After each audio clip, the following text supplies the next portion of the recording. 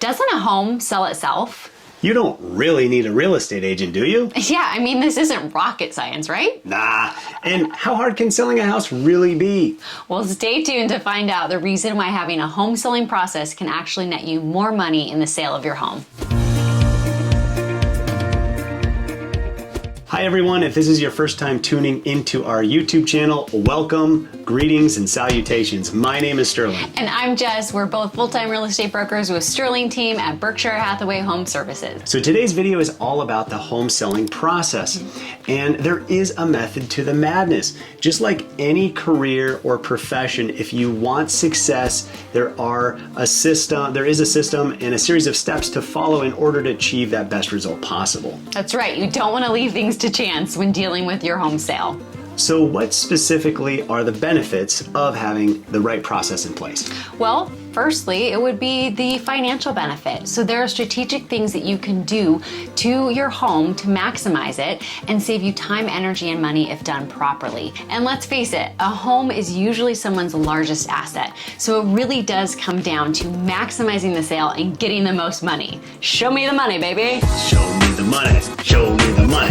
Show me the money. Another benefit to having a good process and system in place is to meet your timing.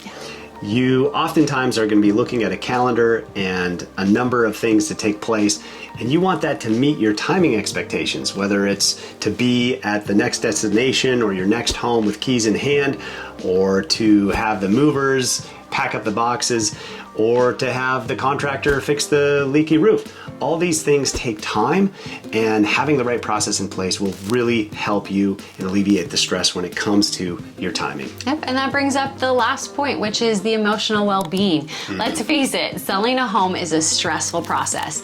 And it can be stressful even if everything goes according to plan, which it usually doesn't. Right. So teaming up with an experienced real estate professional is so critical in helping you navigate the process with the least amount of stress possible. So now that we've gone over why have a process and the benefits of having a process, let's talk about the steps of the process. To make it easy, we've called it the 5 Ps for selling success. The first P is the plan. Benjamin Franklin is famous for saying the quote, "If you fail to plan, you are planning to fail." And it rings so true to getting a house ready for market and getting it sold. That's why having a plan in place is vital. And this is a great time to meet with the agent or interview agents so that you and that agent can plan and come up with the winning formula. So the question becomes, when should you reach out to an agent? That's a good question, Jess. So on average, people think about selling between 6 months and 2 years in advance of the actual sale date. So anytime during this period of time is a good time to reach out to a realtor. That's a great point. And I think where we've seen a lot of sellers go wrong is waiting too long before meeting with that real estate professional who has the knowledge, expertise, and experience to help save them that time, energy, and money. Now, there are instances where a homeowner may not know that they're going to move. There could be a job transfer, a sudden crisis, death, divorce, financial issues where there's a forced move and you don't have much time to meet with a realtor or to make a plan. But nevertheless, when you do know that a move is in the future or on the horizon, it is good to have that conversation and be proactive. So number 2 is going to be preparation. You want to make sure that everything, all the details are taken care of before you hit the market. Most of the work that is done on the seller's part is done prior to listing the home and getting it on the market. The third P is promotion. And this is just another word for marketing, but because marketing doesn't start with the letter P, we're using promotion. So this is everything from professional photography to staging to really just getting the word out about the home. And this is a big thing to talk to your realtor about, is their marketing and their promotion and what they do to provide value in getting the word out. Number 4 is price. Finding that sweet spot for pricing your home where you're not pricing it too high and missing out on those buyers, but you're also not pricing it too low and leaving money on the table. So doing the proper research to make sure that you're hitting that sweet spot of the market value. And the fifth P is professional help.